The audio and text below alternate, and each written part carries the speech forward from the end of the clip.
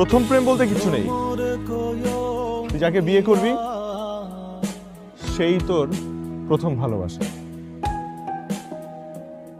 আমি কোনো পারফেক্ট কেউ না, আমার মধ্যে অনেক খুঁত আছে।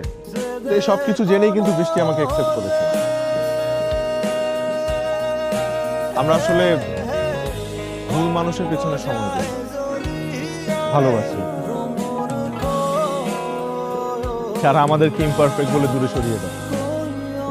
কিন্তু পারফেকশন বলে কিছু নেই, ইমপারফেকশনই পারফেকশন। কৃষ্ণ রে বুঝাইয়া